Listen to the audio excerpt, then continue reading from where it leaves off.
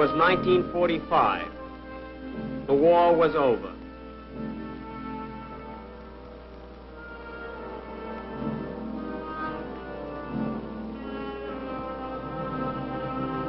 Slowly, painfully, life came back to the ruins of Europe.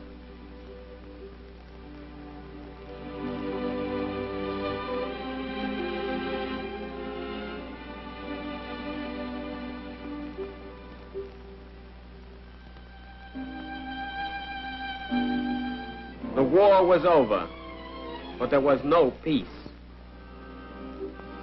Despair crouched over the continent.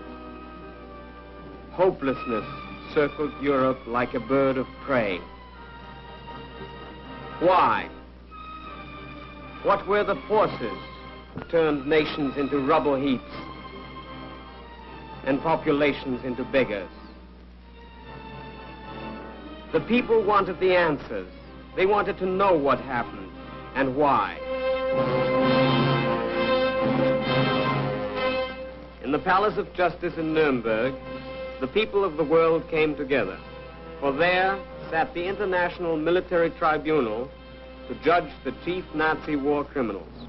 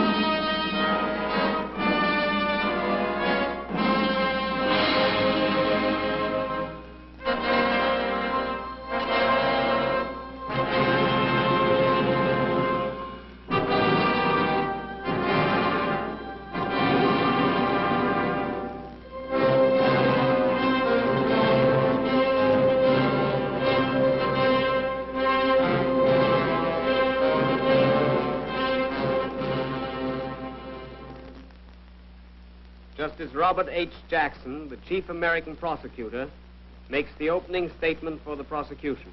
The privilege of opening the first trial in history. The privilege of opening the first trial in history for crimes against the peace of the world imposes a grave responsibility. The wrongs which we seek to condemn and punish have been so calculated, so malignant, and so devastating that civilization cannot tolerate their being ignored because it cannot survive their being repeated. That four great nations, flushed with victory and stung with injury, stay the hand of vengeance and voluntarily submit their captive enemies to the judgment of the law is one of the most significant tributes that power has ever paid to reason. This inquest represents the practical effort of four of the most mighty of nations, with the support of 15 more, to utilize international law to meet the greatest menace of our times, aggressive war. The common sense of mankind demands that law shall not stop with the punishment of petty crimes by little people. It must also reach men who possess themselves of great power and who make deliberate and concerted use of it to set in motion evils which leave no home in the world untouched. In the prisoner's dock sit 20-odd broken men, reproached by the humiliation of those they have led, almost as bitterly as by the desolation of those they have attacked. Their personal capacity for evil is forever past. Merely as individuals, their fate is of little consequence to the world. What makes this inquest significant is that these prisoners represent sinister influences that will lurk in the world long after their bodies have returned to dust. They are living symbols of the arrogance and cruelty of power, of racial hatreds, of terrorism and violence. They are symbols of fierce nationalisms and of militarism, of intrigue.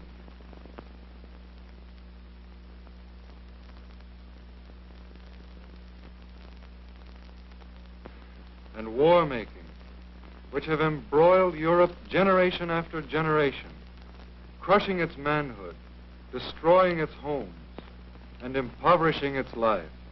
They have so identified themselves with the philosophies they conceived and with the forces they directed that any tenderness to them is a victory and an encouragement to all the evils which are attached to their names. What these men stand for, we will patiently and temperately disclose. We will give you undeniable proof of incredible events. The catalogue of crimes will omit nothing. It may be that these men of troubled conscience do not regard a trial as a favor, but they do have a fair opportunity to defend themselves, a favor which they rarely extended to their fellow countrymen.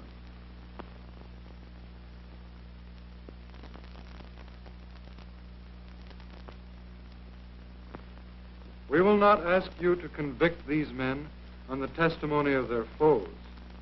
There is no count of the indictment that cannot be proved by books and records.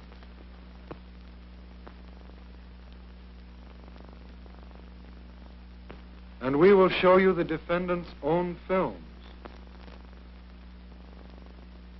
You will see their own conduct and hear their own voices as they reenact for you from the screen some of the events in the course of the conspiracy. The acts of the defendants have bathed the world in blood.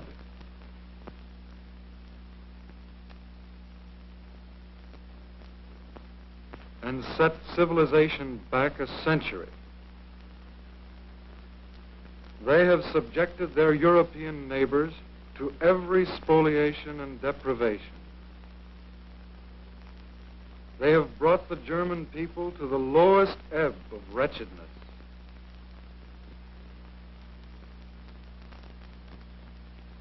They have stirred hatreds and incited domestic violence on every continent. These are the things that stand in the dock shoulder to shoulder with these prisoners. The real complaining party at your bar is civilization. The United States of America present count 1 of the indictment, that all the defendants participated as organizers or accomplices in a common plan or conspiracy to commit crimes against peace, war crimes, and crimes against humanity. The aims of this conspiracy were open and notorious. The aims of this conspiracy were open and notorious. It was far different from any other conspiracy ever unfolded before a court of justice. Pistol shots, and then wild firing. The heart leapt as old war experiences were relived. Its history is the history of the Nazi Party, which grew from the brawling streets of Munich in the 20s.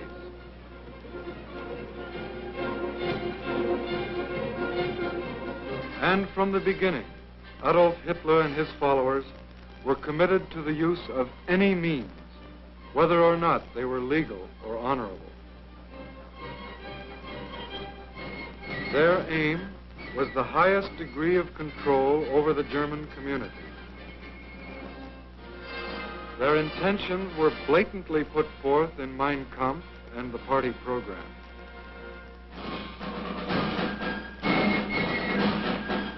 And they preached their favorite doctrines up and down the land.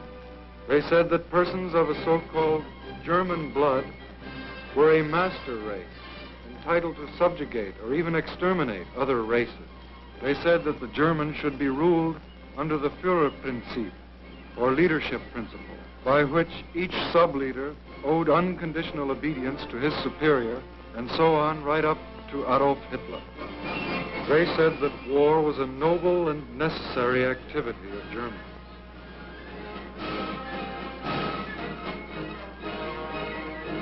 And they said that the Nazi Party alone had the right to rule Germany and the right to destroy the party's enemies.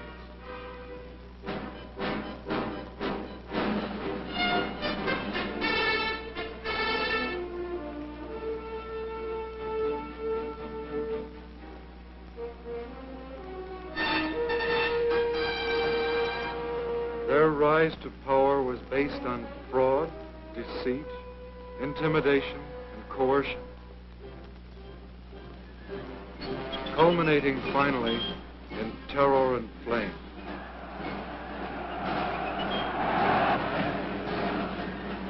Into that flame went the democratic constitution of the Weimar Republic and the freedom of the German people. For the fires set by the Nazis extended to the very Reichstag. Hans Gesavius, a witness who formerly held a high position in the Berlin police administration, tells of his investigation of the Reichstag fire. Um es kurz zu sagen, zunächst den Tatbestand zu geben, haben wir festgestellt. To speak briefly and to state the facts. First of all, we ascertained that quite generally, Hitler had stated the wish for a large-scale propaganda campaign. Goebbels took on the job of making the necessary proposals, and it was Goebbels who first thought of setting the Reichstag on fire. A group of 10 reliable SA men was made ready, and now Goering was informed about every detail of the plan. It was expected from Goering, and he gave us assurances that he would do so, that the police would be instructed, while still suffering from shock, to take up a false trail. Using the Reichstag fire as a pretext for seizing power, the Nazi conspirators lost no time in tearing Germany away from a policy of peace.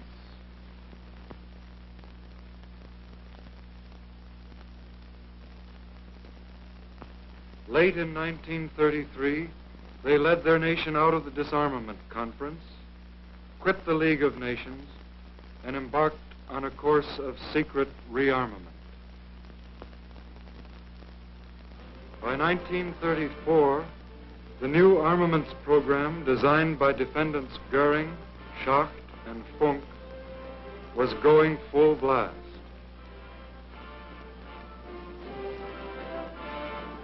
German industry was again turning out the tools of war.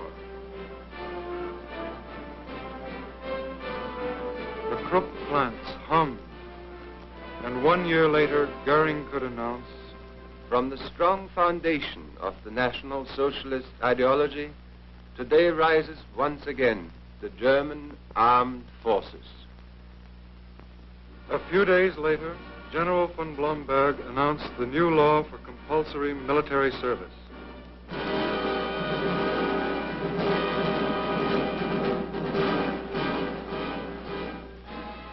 The law was signed by defendants Goering, Hess, Frank, Frick, Schacht, and von Neurath.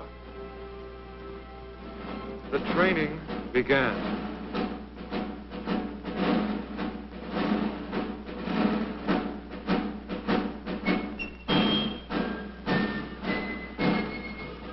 Finally, in spring of 1936, the Nazis sent their new troops marching into the Rhineland.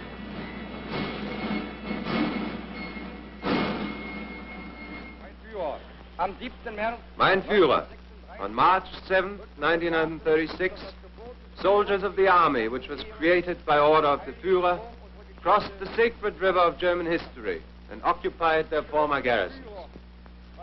They pledged the Führer, whatever decisions he may make, unbreakable faith and obedience, and they vowed to follow him and to prove their sincerity by their never-ending love for Germany. The columns grew longer.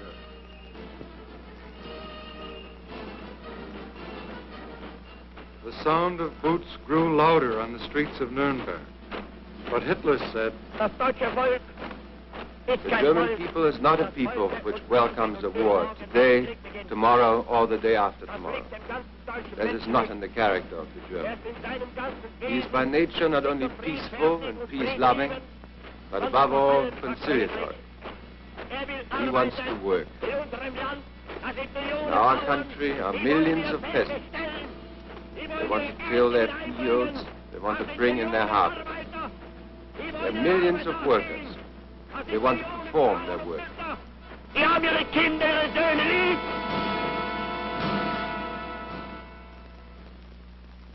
But the Nazi conspirators in the name of Lebensraum, continued to plot new aggressions against peace. In November 1937, Hitler called a special meeting with defendants Goering, von Neurath, and Raeder, and generals von Blomberg and von Fritsch. The meeting was secret, but Lieutenant Colonel Hossbach, Hitler's personal adjutant, faithfully recorded Hitler's words. The German question can be solved only by way of force. For the improvement of our military political position, it must be our first aim, in every case of entanglement by war, to conquer Czechoslovakia and Austria simultaneously. The annexation of the two states to Germany, militarily and politically, would constitute a considerable relief. This meeting set the stage for Nazi expansion, and Act I came only 3 months later at Berchtesgaden, where Defendant von Papen finally engineered a meeting between Schuschnigg, the Austrian Chancellor, and Hitler and Defendants Keitel and von Ribbentrop.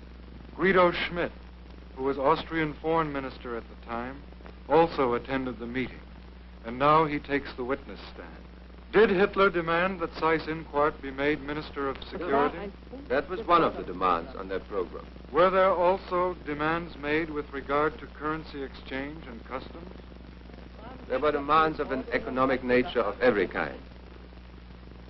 Hitler told you that you had until February 15th to accept his terms, didn't he? And he told you that if you didn't do so, he would use force? The ultimatum, as Hitler stated it, was that he intended, as early as February, to march into Austria, and that, for the last time, he was prepared to postpone it. Faced by these threats, the Austrians carried out all Hitler's demands. But the Nazi conspirators weren't satisfied. A month later, when Schuschnigg announced a plebiscite on Austrian independence, Hitler and Defendant Goering demanded the plebiscite be canceled. Another ultimatum demanded Schuschnigg resign within 3 hours. Fearing invasion, Schuschnigg resigned, and finally Defendant Seyss-Inquart was appointed the new Chancellor of Austria. That same day, Goering in Berlin called Kepler of the German embassy in Vienna. The conversation was transcribed. Kepler spoke first. Well, we represent the government now. Yes, that's it. You're the government. Listen carefully. The following telegram should be sent here from Seyss-Inquart. Take the notes. The provisional Austrian government sends to the German government the urgent request to support it in its task to help prevent bloodshed. For this purpose, it asks the German government to send German troops as soon as possible. Well, SA and SS are marching through the streets. Everything has collapsed for the provisional groups. Seyss-Inquart is the only one who still has power in Austria. Yes. Then our troops will cross the border today.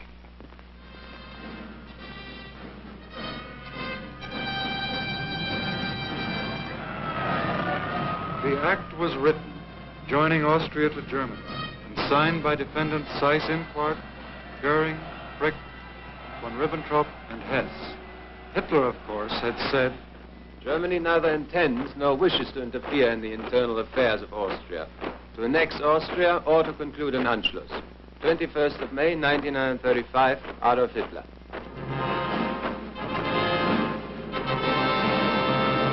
The curtain fell on Act I, but already the Nazi conspirators prepared for Act II, with this 1938 memorandum from Hitler to his high command. It is my unalterable decision to smash Czechoslovakia by military action in the near future. It is the job of the political leaders to bring about the politically and militarily suitable moment. Konrad Henlein was designated political leader. The plan was labeled Operation Green, and Defendant Jodl issued another memorandum reading, Operation Green will be set in motion by means of an incident in Czechoslovakia, which will give Germany provocation for military intervention. The fixing of the exact time for this incident is of the utmost importance. A few months later, Germany signed the Munich Pact, with England, France, and Italy. This pact involved the transfer of the Sudetenland to Germany. The conspirators called it their last territorial demand.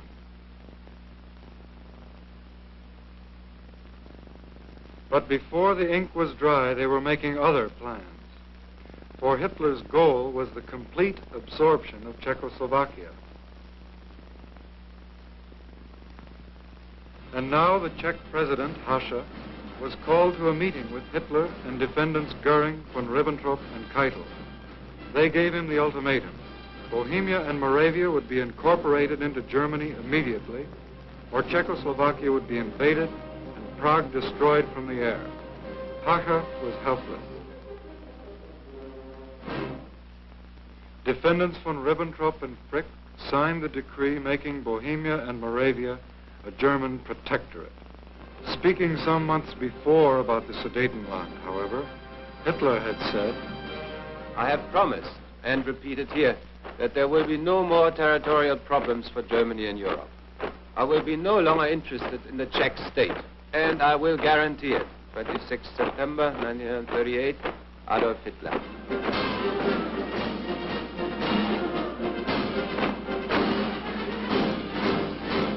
Now, according to more of his adjutant's notes, Hitler reviewed the Nazi plan of violence and treachery from 1934 to 39. The notes read, First, rearmament. In 1935, the introduction of compulsory military service. After that, militarization of the Rhineland. 1 year later, Austria came. It brought about a considerable reinforcement of the Reich. The next step was Bohemia and Moravia. Then followed the erection of the protectorate, and with that, the basis for action against Poland was laid. Basically, I did not organize the armed forces in order not to strike. The decision to strike was always in me. In the name of the United Kingdom of Great Britain and Northern Ireland, Sir Hartley Shawcross presents Count 2, Crimes Against Peace, charging that all the defendants participated in the planning and waging of wars of aggression, wars in violation of international treaties, agreements, and assurances. The first step was the Rhineland, and the next step was Austria. the Rhineland is occupied, Austria and Czechoslovakia are seized by Germany, and now the Nazi conspirators turn to the next problem, the conquest of Poland. Again, an adjutant, Lieutenant Colonel Schmundt, transcribed Hitler's words. The solution of the problem demands courage. It is impossible without invasion of foreign states or attacks on foreign property. There's therefore no question of sparing Poland, and we are left with the decision to attack Poland at the first suitable opportunity. We cannot expect a repetition of the Czech affair. There will be war. Meanwhile, according to their well-established practice, the conspirators stirred up the Danzig issue to furnish frontier incidents which could justify an attack on Poland. Then, on 23 August, the Nazis signed their non-aggression pact with Russia. Then Hitler told his high command, Now Poland is in the position in which I want her. I'm only afraid that at the last moment some Schweinehund will make a proposal for mediation. appeals were made, twice by the Pope and by President Roosevelt.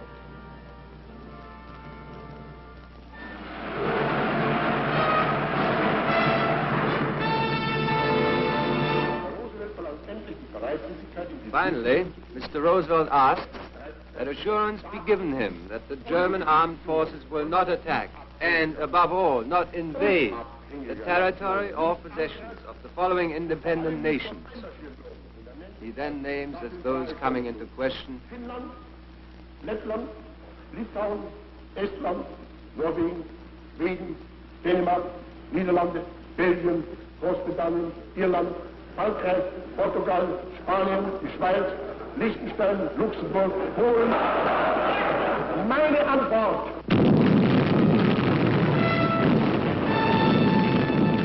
On 1 September 1939, the Nazis sent the Wehrmacht smashing into Poland and into a new world war. For France and England, faithful to their mutual assistance pact with Poland, immediately declared war on Germany.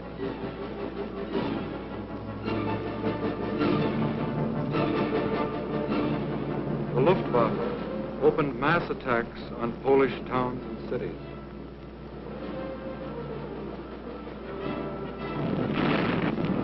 And Hitler, according to Schmundt's notes, said, "Destruction of Poland in the foreground. I shall give a propagandist cause for starting the war. Never mind whether it be plausible or not. Have no pity. Take a brutal attitude." But, as usual, before the attack on Poland, Hitler told the world, During the troubled months of the past year, the friendship between Poland and Germany has been one of the reassuring factors in the political life of Europe. 30th of January 1939, Adolf Hitler. the path of destruction started in Poland, but soon it led north and south across all Europe. And each new aggression was based on Hitler's principle that in war, victory, not right, is what matters. Non-aggression treaty. It is firmly resolved to maintain peace between Denmark and Germany in all circumstances. 31st of May, 1939, Ribbentrop. But on 9 April 1940, German troops invaded Denmark.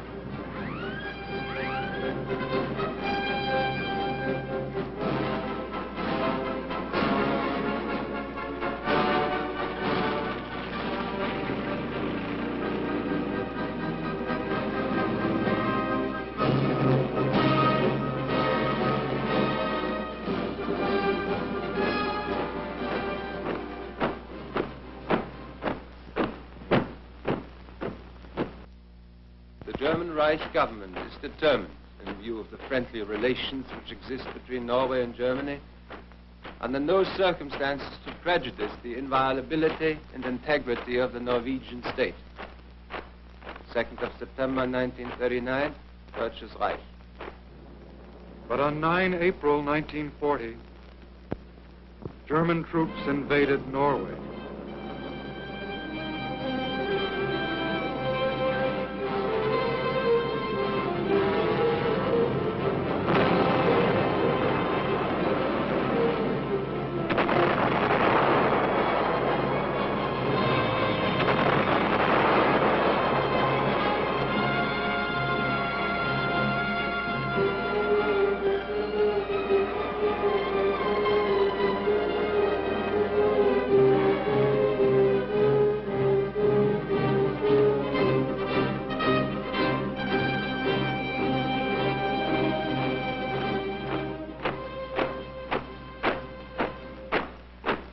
I assure the governments of Belgium, Holland, and Luxembourg that Germany will not violate their neutrality. 6th of October, 1939, Adolf Hitler. But on May 10th, 1940, German troops invaded Belgium, Holland, and Luxembourg.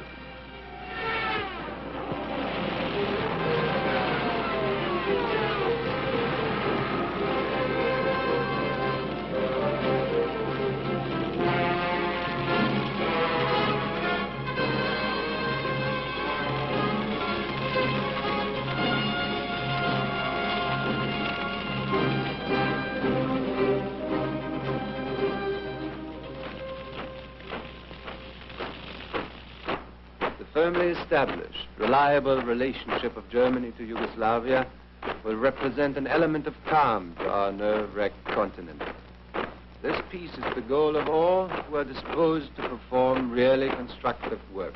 1st of June, 1939, Adolf Hitler.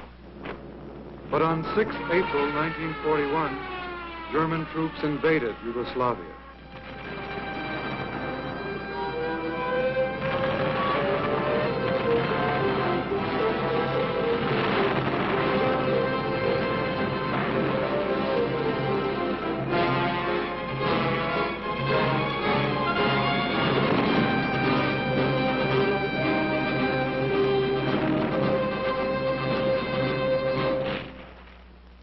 These criminal methods of the Nazi conspirators brought them early success, and by 1941, they had most of Europe under their heel. Now an evil ambition for power and more power drove them on. But two of the world's mightiest nations, the United States and Soviet Russia, remained to block the Nazi drive for world supremacy. They had to be dealt with firmly, immediately. And now Germany asked for cooperation from her full partner in aggression to the east and from her junior partner to the south. In Berlin, they drew up the Axis Pact, the blueprint of the new order, and parceled out the continents of the world for Axis domination.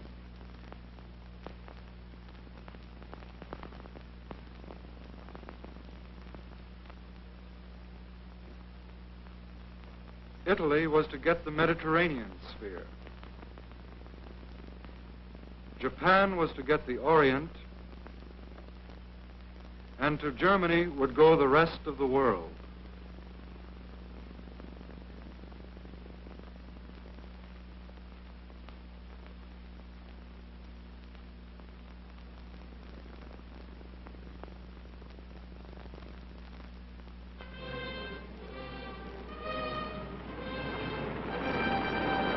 In June 1941, in violation of their non-aggression pact, the Nazis sent the Wehrmacht deep into Soviet territory, according to military plans long made.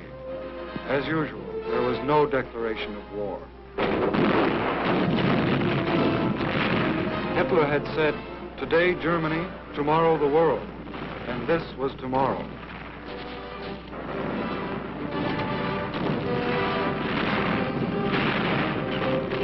Land warfare in the east, air warfare in the west. For now, Defendant Goering's Luftwaffe was hurled with full force against the people and cities of Britain. Hitler, after all, had told the Reichstag, "I will blot out their cities."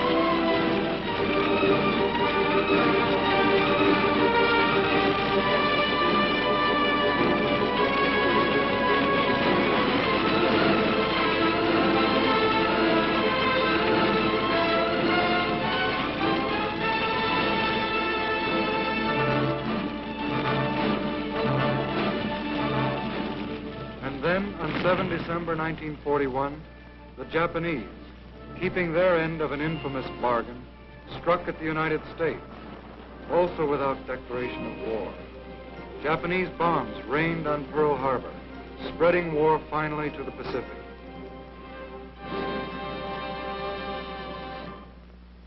The new order was on the march.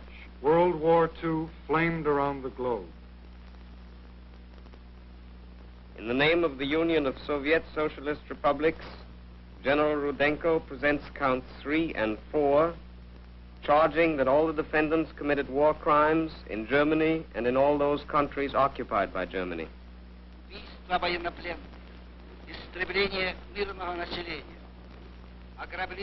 Nazi conspirators committed crimes against enemy armies, against prisoners of war, against the civilians of occupied lands. They believed in the barbaric doctrine of total war and considered themselves freed from the restraints of international law or the established customs of war. Their ruthless policies were ordered in directives like this one from General Reinecke of the Wehrmacht High Command. The Bolshevist soldier has lost all claim to treatment as an honorable opponent. Active or passive resistance must be broken immediately by force of arms. Prisoners of war attempting to escape are to be fired on without previous challenge. No warning shot must be fired. More proof of this savage Nazi policy comes from the affidavit of Kurt Lindau, former Gestapo officer. There existed in the prisoner of war camps on the Eastern Front small screening teams headed by lower-ranking members of the Gestapo. It was the duty of these teams to segregate the prisoners of war who were candidates for execution according to the orders that had been given and to report them to the office of the Gestapo. And a letter from Defendant Rosenberg to Defendant Keitel in 1942 stated clearly, A large part of the Soviet prisoners of war has starved or died because of the hazards of the weather. In many cases, prisoners of war could no longer keep up on the march because of hunger and exhaustion. In numerous camps, no shelter for the prisoners was provided at all. Even tools were not made available to dig holes or caves.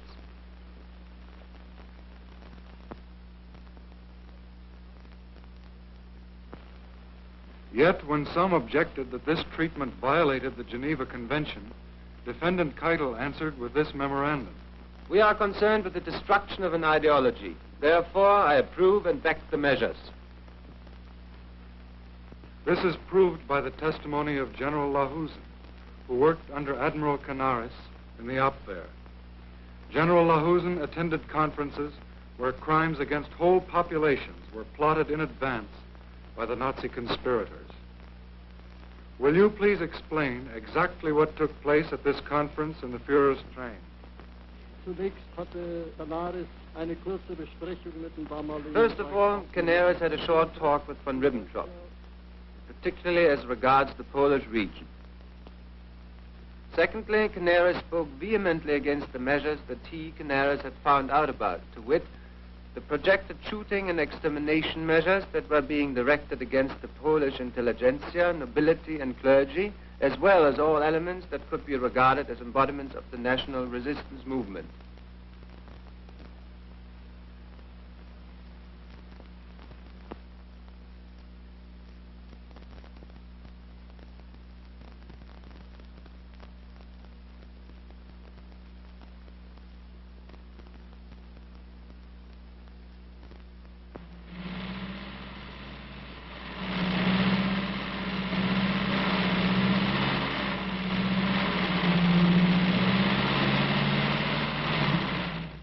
Canaris said at the time, more or less verbatim, that the world will at some time make the armed forces under whose eyes these events have occurred also responsible for these events.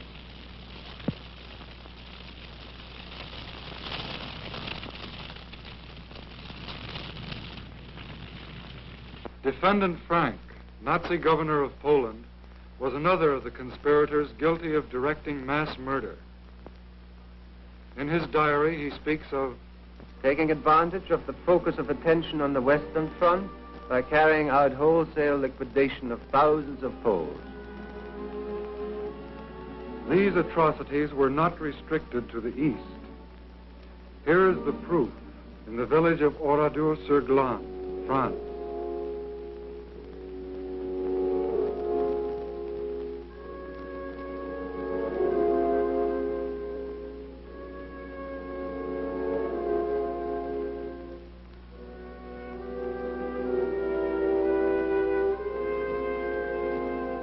Here is the proof in the town of Bonn, Belgium.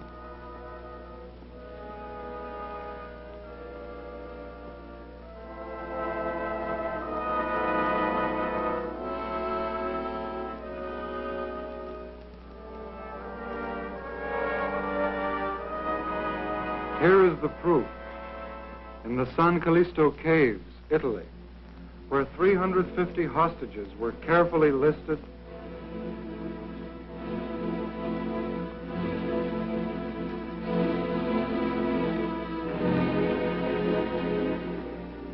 and systematically murdered.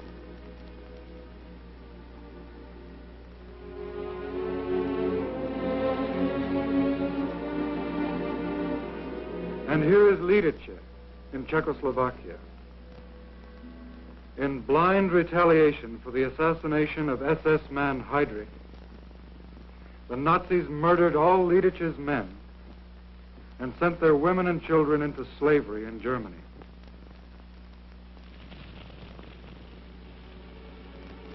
But this was not enough. Boys of the Arbeitsdienst were moved into the ruins of Lidice and ordered to level the village to the ground.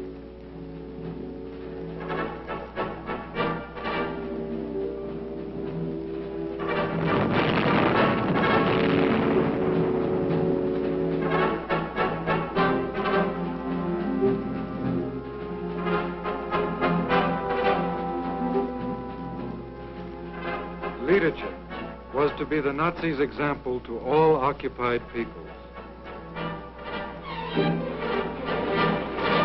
But more terrible still were the concentration camps, which from the beginning had been the conspirators' chief weapon against opposition of every kind. German anti-Nazis were the first victims, but with the war their numbers swelled to include citizens of all the nations of Europe. Their fate is described by witness Rudolf Hess. I commanded Auschwitz until the 1st of December 1943 and estimate that at least 2.5 million victims were executed and exterminated there by gassing and burning.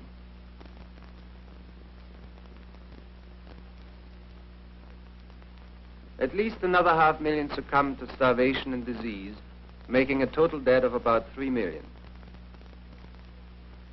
Included among the executed and burned were approximately 20,000 Russian prisoners of war who were delivered at Auschwitz in Wehrmacht transports.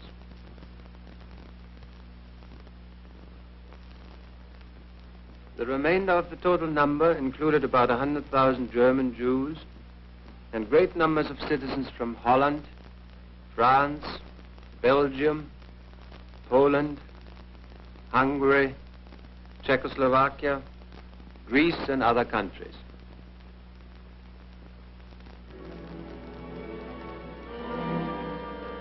Medical experiments, too, were standard procedure at many concentration camps. These included lowering the body temperature to 28 degrees centigrade, high-altitude tests in pressure chambers, experiments with poisoned bullets and contagious diseases, and even sterilization experiments. This was genocide, the premeditated destruction of entire peoples. Genocide, the direct result of the Nazis' claim that they had the right to destroy the party's opposition. Tomorrow, the world, dead or alive.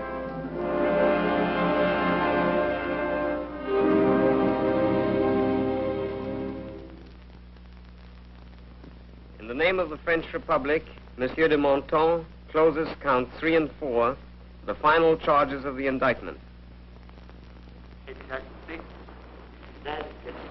All the defendants committed crimes against humanity, including the murder and persecution of all people opposed to the Nazi Party, and the enslavement, exploitation, and deportation of civilian populations.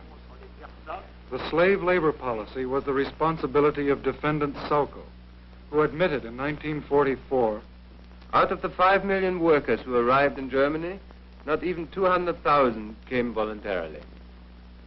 Forced labor often meant brutal and degrading treatment, for Sauckel himself suggested. All the men must be fed, sheltered, and treated in such a way as to exploit them to the highest possible extent at the lowest possible expenditure. And defendant Bormann added, the Slavs are to work for us. Insofar as we do not need them, they may die. Slavery was only one aspect of Nazi exploitation. Defendant Goering, in a talk with German occupation authorities in 1942, discussed another, plunder.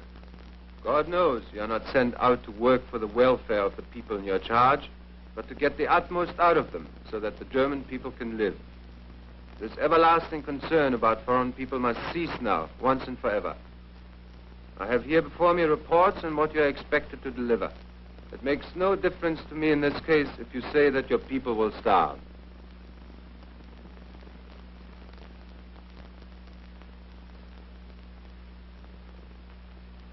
But Nazi crimes against humanity were not limited to foreign peoples. Defendant Frick, as Minister of Interior, directed a program aimed at aged, insane, or incurable Germans, the so-called useless eaters. Thousands were committed to special institutions. Few ever returned. Evidence proves they were murdered because they were useless to the plans of the Nazi conspirators.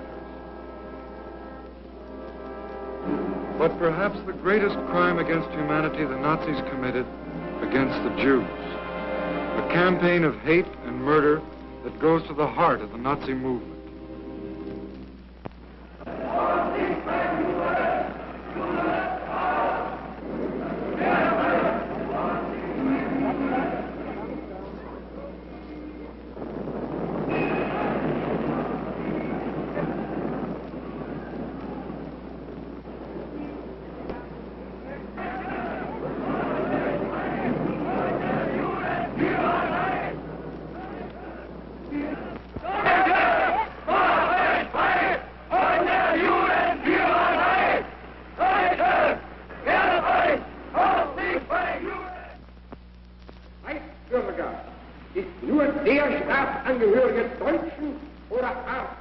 German citizens are only those of German or related blood, willing to serve the German Reich and people.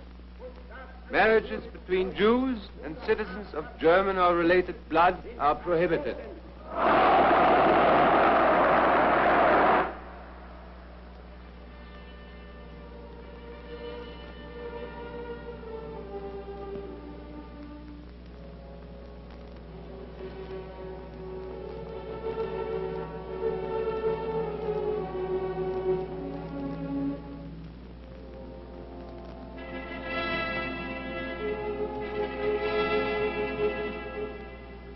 SS Brigadier General Stroop, in charge of the Warsaw Ghetto in 1943, had learned his Nazi lessons well. In a secret report, he said, The Reichsführer SS ordered on the 23rd of April 1943 the cleaning out of the ghetto with utter ruthlessness.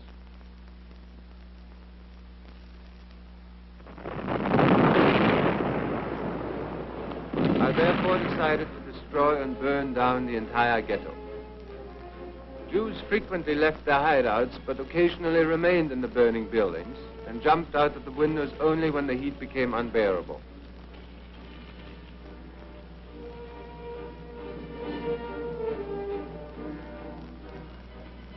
Life in the sewers was not pleasant after the first week.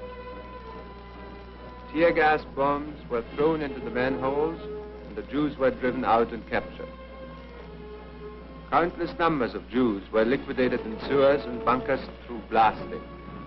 The longer the resistance continued, the tougher became the members of the Waffen-SS, police, and Wehrmacht, who always discharged their duties in an exemplary manner. little by little, the Nazis were reaching what they called the final solution, the total extermination of the Jews of Europe. Hess described the process well. We had 2 SS doctors on duty at Auschwitz to examine the incoming transports of prisoners. The prisoners would be marched past one of the doctors who would make spot decisions as they walked by. Those who were fit for work were sent into the camp. Others were sent immediately to the extermination plant. Children of tender years were invariably exterminated, since by reasons of their youth they were unable to work. We endeavored to fool them into thinking they were to go through a delousing process.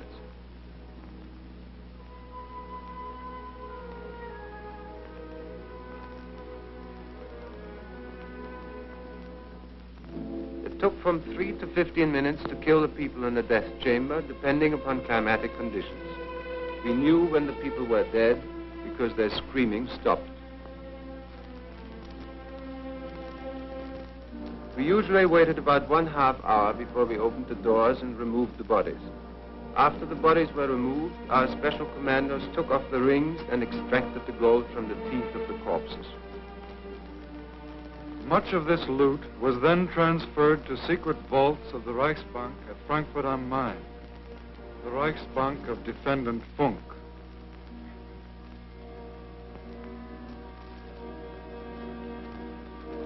Labor Chief Robert Lai knew that 6 million Jews died in the Nazis' final solution. In his will, he said, In anti-Semitism, we violated a basic commandment of God's creation. It is hard to admit mistakes, but the whole existence of our people is in question. We must have the courage to rid ourselves of anti-Semitism. God has taught me that in my cell in Nuremberg.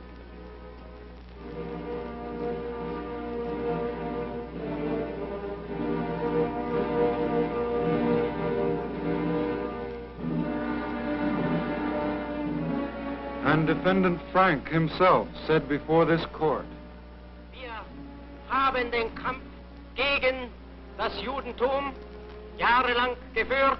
We have fought against Jewry, and we have allowed ourselves to make utterances which are terrible. 1,000 years will pass, and this guilt of Germany will still not be erased. the prosecution rests. The defense begins. They call 61 witnesses and introduce 38,000 affidavits on the defendant's behalf. They submit 136,000 more affidavits on behalf of the SS, 10,000 on behalf of the SA, 7,000 on behalf of the SD, 3,000 on behalf of the General Staff and OKW, 2,000 on behalf of the Gestapo. These attorneys were personally selected by the defendants. Many are well-known German lawyers, and each now rises to plead acquittal for his client. Some make blanket denials of all guilt.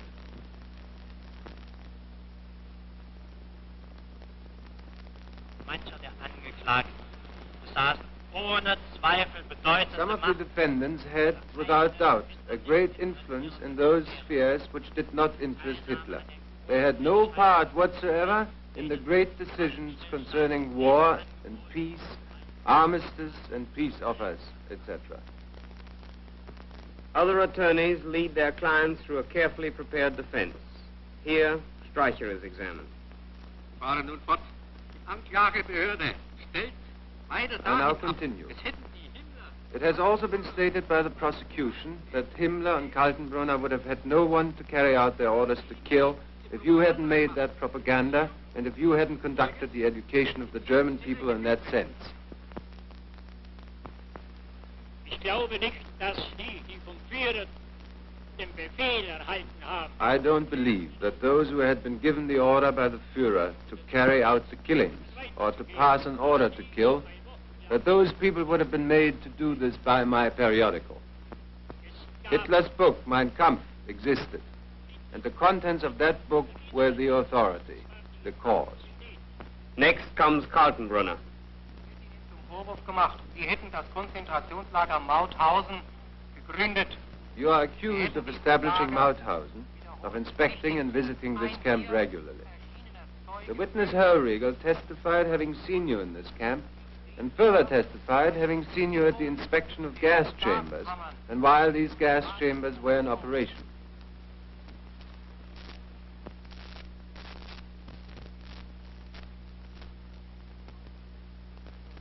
Diese Bekundungen sind falsch.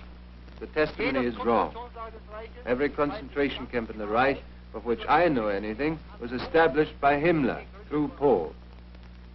Later, the prosecution is allowed to cross-examine the defendants. Rosenberg is questioned.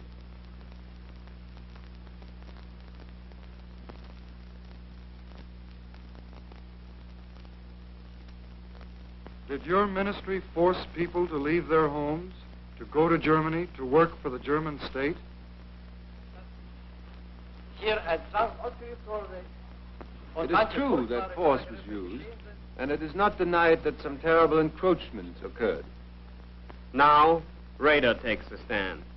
On the 23rd of May, in the Reichschancellery, Hitler said that he would give you an indoctrination on the political situation. And he said, "We are left with a decision to attack Poland at the first opportunity." Did you still think that he had no aggressive intentions? Ich habe noch viel länger geglaubt. Genau wie Herr Generaloberst Jodl. I believed that for a long time. Just as General Jodl said, after Hitler had solved the Czech problem purely politically, it was to be hoped he would also be able to solve the Polish question without bloodshed. I believed that until the last moment, until the 22nd of August. Keitel is cross-examined. Yesterday, your counsel showed you this order, dated 16 September 1941. It said that it is necessary to take immediate cruel measures and that human life in the East is absolutely worthless. You remember the basic idea of the order, that human life costs absolutely nothing? Please answer the question. You signed this order with this statement? Ja. Next, Jodl. Do you remember any other reason for such great mortality among Soviet prisoners of war? Ich wusste von diesen Gründen des I didn't know the Massensterbens reasons nichts. for this mass Sie sind murder, auch vollkommen- but they seem to be completely wrong. That I do know. Now, von Ribbentrop. Are you telling the tribunal on your oath that you knew nothing about the effect of military pressure on Austria? Ich möchte nochmals betonen, I wish to stress again that I knew nothing about military measures, and that if I had known something, I wouldn't see any reason not to say so. But it is a fact that during the days before and after the Hitler-Schuschnigg meeting, I was so busy taking over the Foreign Office that I could give only slight attention to the Austrian problem.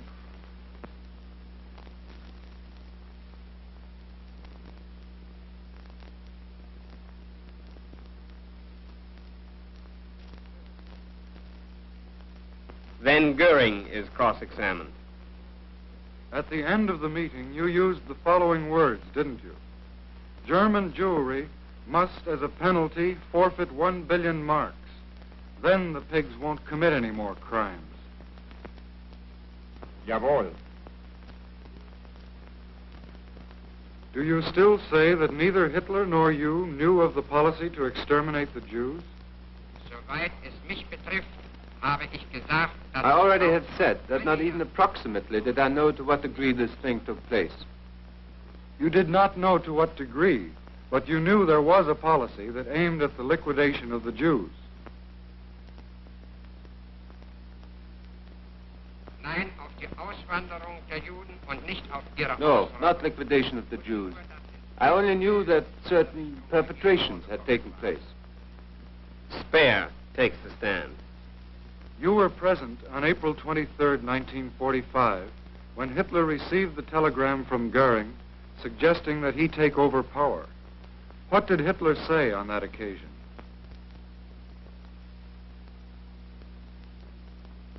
Hitler war außerordentlich erregt über den Inhalt dieses Telegrammes. Hitler was most excited about the contents of the telegram, and he expressed himself in a very clear manner about Goering. He said that he knew for some time that Goering had failed, that he was corrupt, that he was a drug addict. It was typical of Hitler's attitude toward the entire problem, however, that he followed this statement up by saying, but he can nevertheless negotiate the capitulation. He stated in an offhand manner, it doesn't really matter who does it. His disregard for the German nation was expressed in the way he said this. After months of examination and cross-examination, several defendants make final statements to the tribunal. Frank is first. Ich selbst möchte aber hier ganz aus der Tiefe meines Empfindens I myself, speaking from the very depth of my sentiments and from the experience of 5 months of this trial, want to say this. Now that I have gained the last insight into all that which has been committed in the way of dreadful atrocities, I feel a terrible guilt within me. Funk declares. Als mir nun diese Terror- und Gewaltmaßnahmen gegen die Juden When these measures of terror and violence against Jews were put up to me, I suffered a nervous breakdown, because at the moment it came to my mind with full clearness that from here on the catastrophe took its course all the way up to the terrible and atrocious things about which we have heard, and about which I knew only in part at the time of my imprisonment.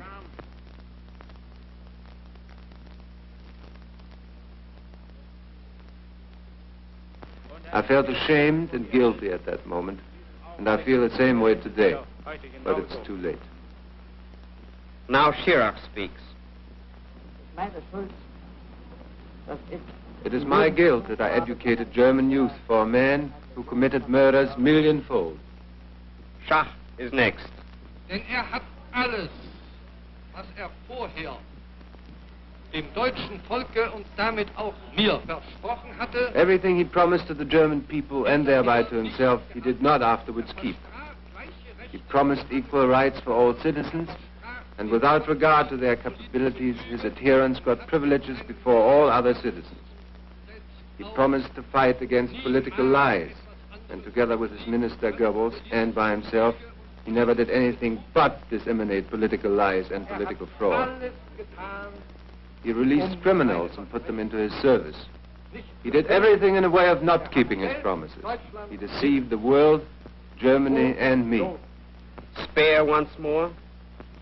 The tremendous danger contained in this totalitarian system only became really clear the moment we were approaching the end. Everything that has happened during this trial, everything you have seen in the way of orders which were carried out without any hesitation, did after all turn out to be mistaken. That is why this trial must contribute to the prevention of such distorted wars in the future and to the establishment of principles for human cooperation.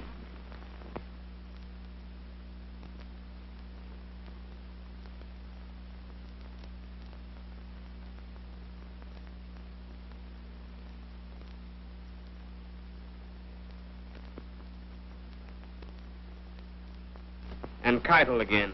Ich habe geirrt und war nicht imstande, I erred. zu verhindern, I was not able to prevent what should have been prevented. That is my guilt. das ist I meine can Schuld. only wish that out of a clear recognition of the causes, of the disastrous methods, and the terrible consequences of this war, there will arise for the German people a new hope for a better future in the community of nations.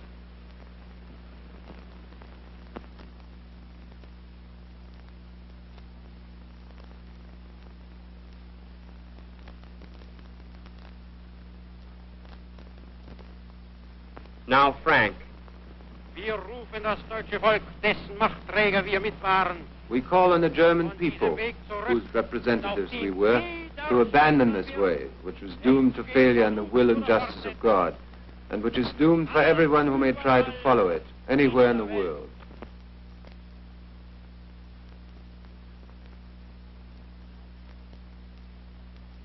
The last defendant to speak is Fritzsche.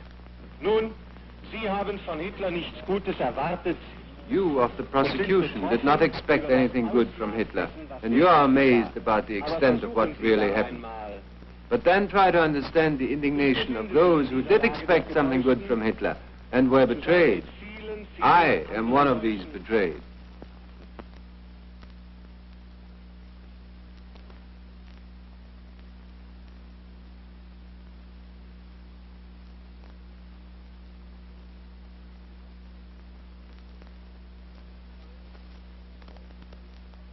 Finally, both defense and prosecution sum up their arguments for the tribunal.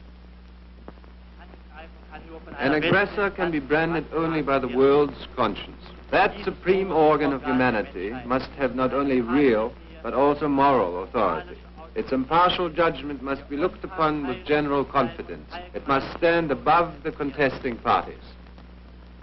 In the name of the United States of America, Justice Jackson delivers his summation.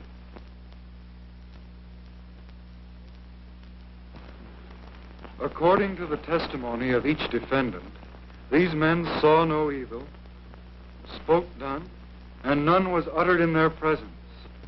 If we combine only the stories from the front bench, this is the ridiculous composite picture of Hitler's government that emerges. It was composed of a number 2 man who never suspected the Jewish extermination program, although he signed over a score of anti-Semitic decrees. A number 3 man who was merely an innocent middleman, transmitting Hitler's orders without even reading them, like a postman or delivery boy. A foreign minister who knew little of foreign affairs and nothing of foreign policy. A field marshal who issued orders to the armed forces but had no idea of the results they would have in practice. A security chief who was of the impression that the policing functions of his Gestapo and SD were somewhat on the lines of directing traffic. A party philosopher who had no idea of the violence which his philosophy was inciting in the 20th century. A governor general of Poland who reigned but did not rule. A Gauleiter of Franconia, whose occupation was to pour forth filthy writings about the Jews, but who had no idea that anybody would read them.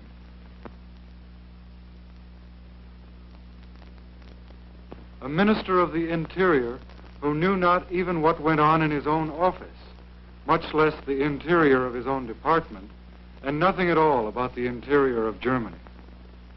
A Reichsbank president who was totally ignorant of what went in and out of the vaults of his bank. To say of these men that they are not guilty, it would be as true to say there has been no war, there are no slain, there has been no crime. In the name of the United Kingdom of Great Britain and Northern Ireland, Sir Hartley Shawcross delivers his summation.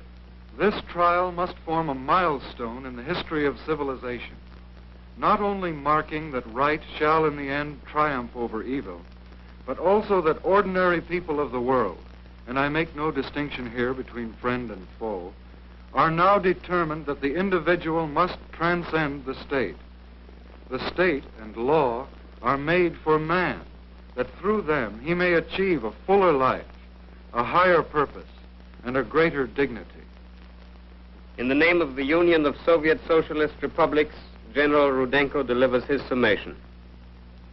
And when we ask, have the charges against the defendants been proved before the court? Have the defendants been convicted of their guilt? There is only one answer. Their crimes have been proved. Neither the statements of the defendants nor the arguments of the defense were able to refute our grave accusations. It has been impossible to cast doubt on events which actually took place. The truth cannot be challenged. That is the real meaning of this trial. That is the lasting result of our long and strenuous effort. In the name of the French Republic, Monsieur de Ribe delivers his summation. When this international trial is closed and the principal war criminals sentenced, we shall go back to our own countries. The fate of these men now lies entirely with your conscience. This is beyond our competence. Our task is finished. Now it is for you, in the silence of your deliberations, to listen to innocent blood crying for justice.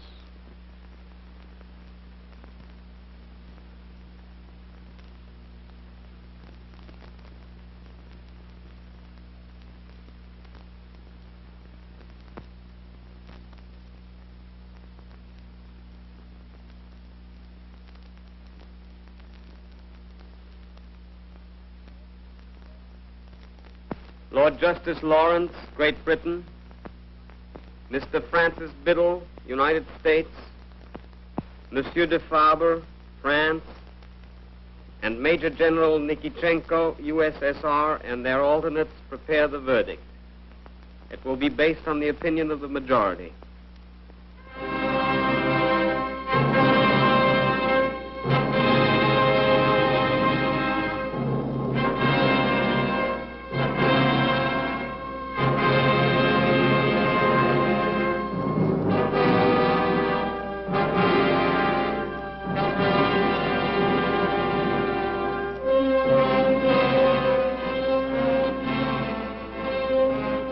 October 1st, 1946, the verdict is delivered by Lord Justice Lawrence, President of the Tribunal.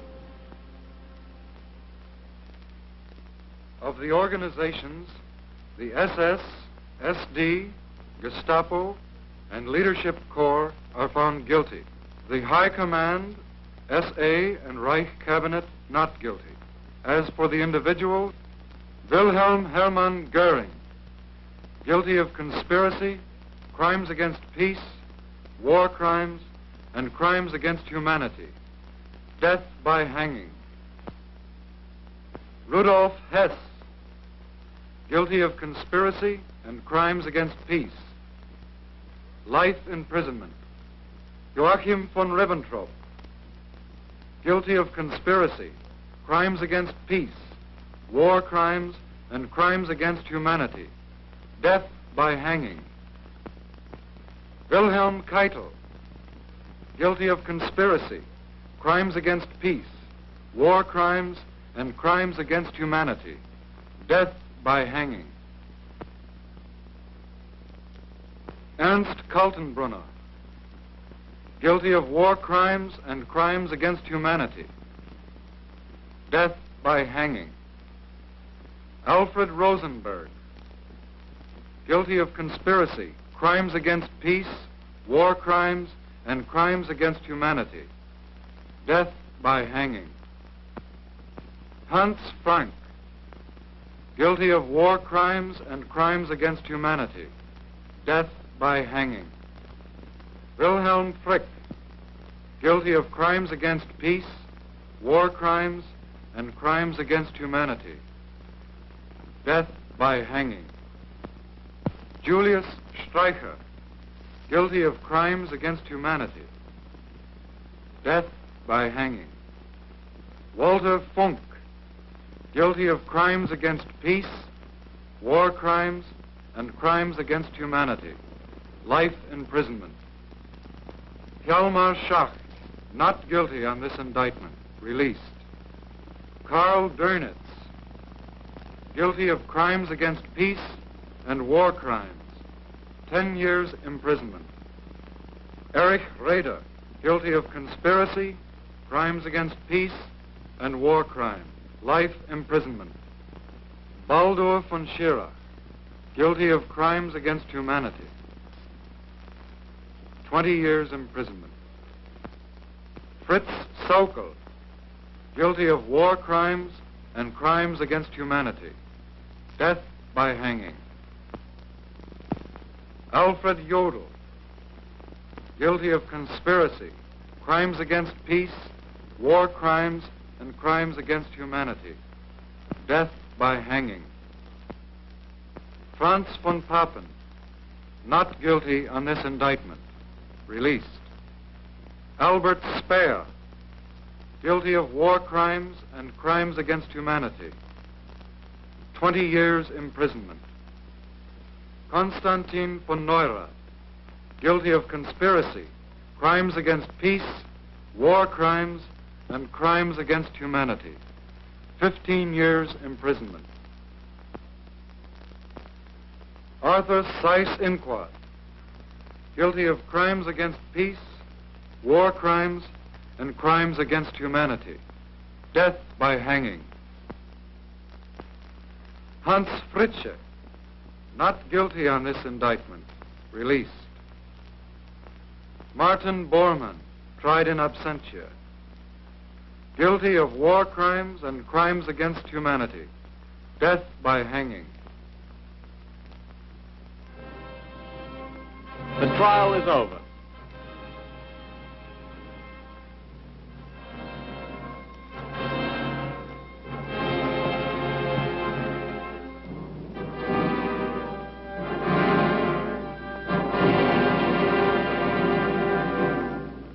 Seven begin their prison sentences. Goering chooses to die by his own hand. The other 10 wait for the gallows.